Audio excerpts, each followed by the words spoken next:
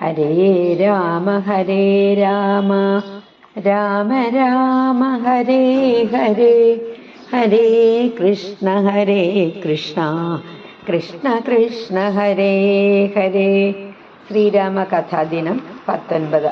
ഇന്നത്തെ വിഷയം സുഗ്രീവന്റെ കാലതാമസം, ലക്ഷ്മണന്റെ കോപം, വാനരസേനയുടെ പുറപ്പാട്, സമ്പാദിയുടെ സന്ദേശം.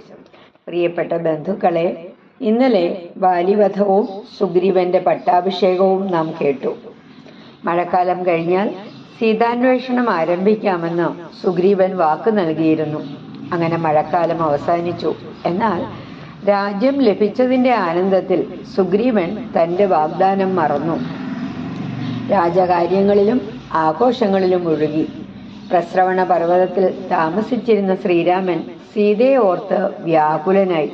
അദ്ദേഹം ലക്ഷ്മണനോട് പറഞ്ഞു, ലക്ഷ്മണ, സുഗ്രീവൻ തന്റെ വാക്ക് മറന്നുപോയതുപോലെ തോന്നുന്നു. ലക്ഷ്മണൻ കോപത്തോടെ കിഷ്കിന്ധയിലേക്ക് പുറപ്പെട്ടു. ലക്ഷ്മണൻ എത്തുന്ന വിവരം അറിഞ്ഞപ്പോൾ ശ്രീരാമൻ ഭയപ്പെട്ടു. അപ്പോൾ ഹനുമാൻ പറഞ്ഞു, രാജാവേ, ശ്രീരാമന് നാം വാക്ക് നൽകിയിട്ടുണ്ട്. ഉടൻ ആ വാക്ക് പാലിക്കണം.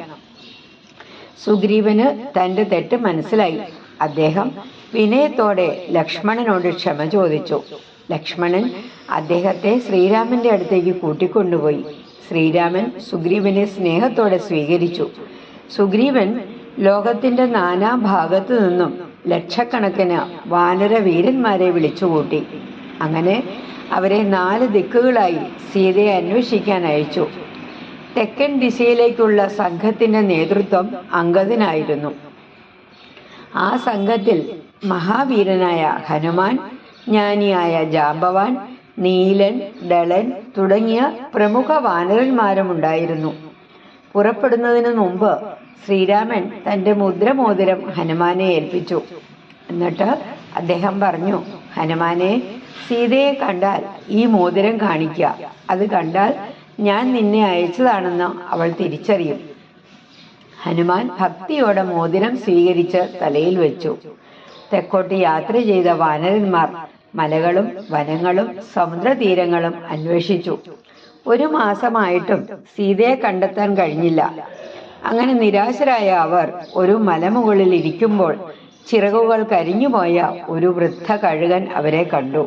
അത് സമ്പാദിയായിരുന്നു. ജഡായുവിന്റെ പേര് കേട്ടപ്പോൾ സമ്പാദിയുടെ കണ്ണുകൾ നിറഞ്ഞു. അവൻ പറഞ്ഞു, ജഡായു എന്റെ സഹോദരനാണ്. വാനരന്മാർ ജഡായുവിന്റെ വീരമരണം വിവരിച്ചു. ദിവ്യദൃഷ്ടിയുള്ള സമ്പാദി ദൂരെയുള്ള ലങ്കയെ നോക്കി പറഞ്ഞു, സീതാദേവി സമുദ്രത്തിനപ്പുറമുള്ള ലങ്കയിലെ അശോകവനത്തിൽ തടവിലാണ്. ഇത് കേട്ടപ്പോൾ വാനരന്മാർക്ക് വലിയ പ്രത്യാശ ലഭിച്ചു. എന്നാൽ അവരുടെ മുന്നിൽ ഒരു വലിയ വെല്ലുവിളി ഉണ്ടായിരുന്നു. 100 യോജന വീതിയുള്ള സമുദ്രം ആരാണ് ചാടിക്കടക്കുക?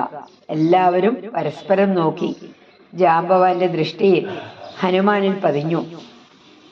ഈ സംഭവങ്ങൾ നമ്മെ 3 പാഠങ്ങളാണ് പഠിപ്പിക്കുന്നത്. വാക്ക് നൽകിയാൽ അത് പാലിക്കണം.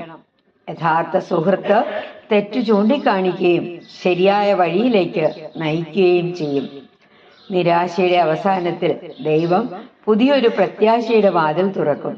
സമ്പാദിയുടെ സന്ദേശം പോലെ ജീവിതത്തിലും പ്രതീക്ഷ നഷ്ടപ്പെടുന്ന നിമിഷത്തിൽ ദൈവം ഒരു വഴി കാണിച്ചു തരും.